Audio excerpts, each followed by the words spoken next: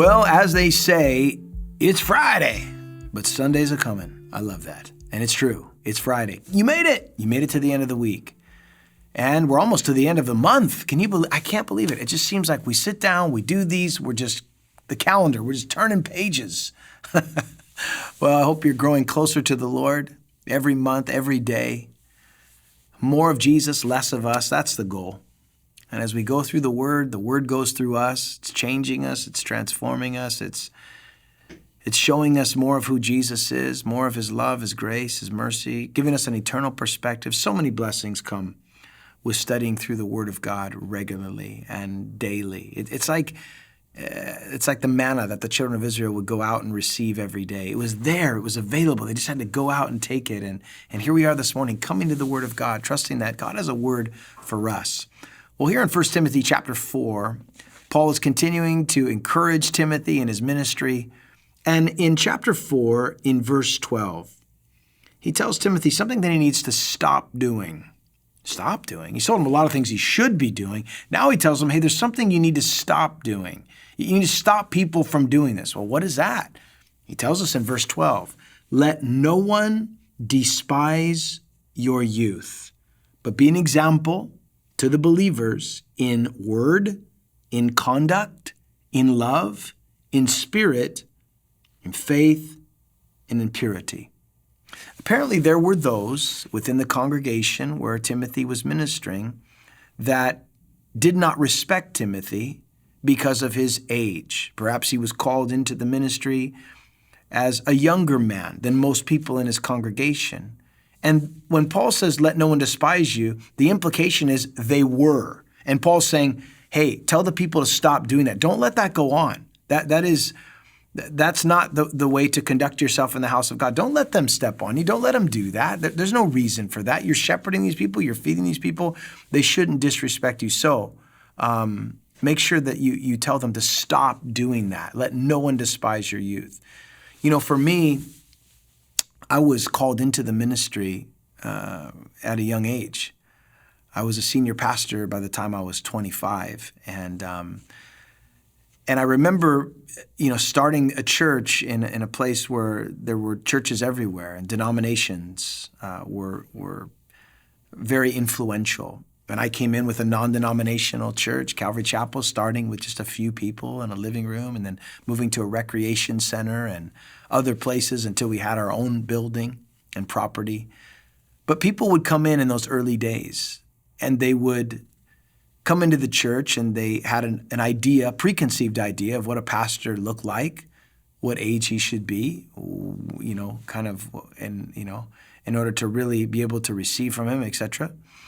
And I remember when I was pastoring as an assistant pastor, even before I pastored a church myself, there would be counseling appointments that would come in, and there'd be somebody that would come in, and there would be a particular day of the week when I would be the point man for the day. Like, in other words, if somebody just walked in and they needed a pastor, it was my day to be the one to take those calls and to meet with those people. So typically what would happen is people would be sitting in the foyer. I'd get the call down in my office, and they'd say, hey, John, there's a walk-in here. Can you come down? And I come walking down the hall, and this is when I was 24, 23, and people would see me coming, and they would say, where's the pastor? I'd be like, I'm it.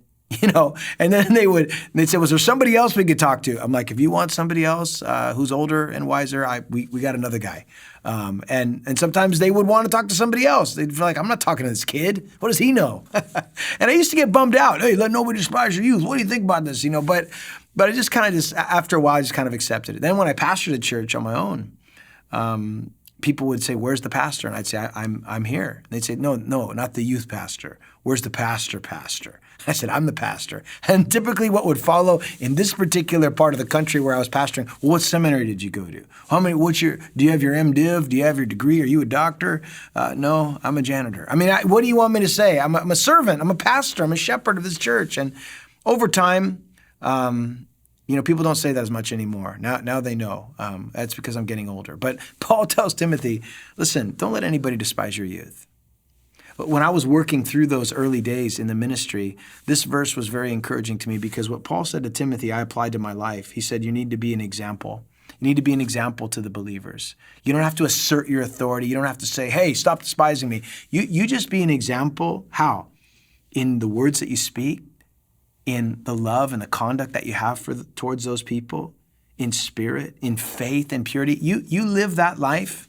You be this example to the sheep that you're pastoring, and they will respect you. It may take some time, but eventually they will respect you. Listen, what's your example like? Do people know you're a Christian in the workplace? What do they see? Do they see your conduct, your love, your faith, your purity? Or do they see the opposite of that? Are you the same person on Monday that you are on Sunday? We should be.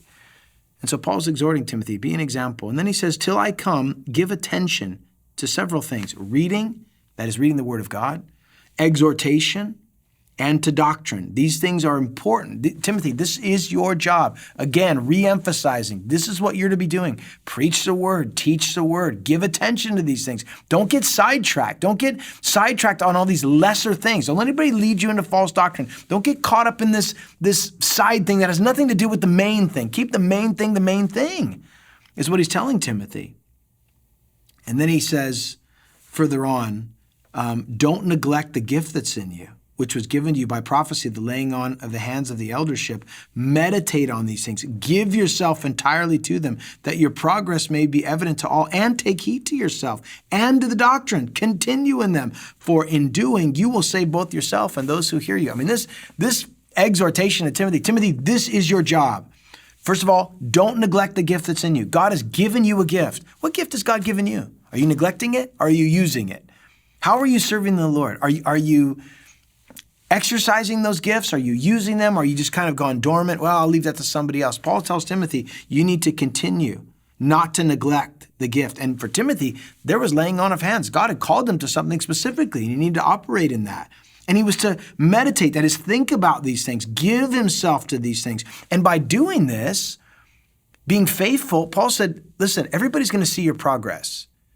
The fruit of the ministry, the byproduct of your work and your effort, eventually it's going to be seen. Maybe they don't see it right now. Maybe you're doing things right now that people don't recognize. They don't see it, but they will see it in time. You just remain faithful. You remain faithful to what God's called you to do, and in time, it will be evident. It'll be undeniable. Paul said, give yourself to these things, continue in them, and you're going to save yourself, and you're going to minister and save those that are around you. Timothy, you take heed to yourself, and then take heed to these people whom God has entrusted to you, and you'll be blessed. Folks, I encourage you to do that same thing today. Continue in the things that you know. Stay in the Word of God. Keep going forward in your walk with Him. And the fruit, it'll reveal itself in time. May God bless you. Have a beautiful weekend. I'll see you on Monday. God bless.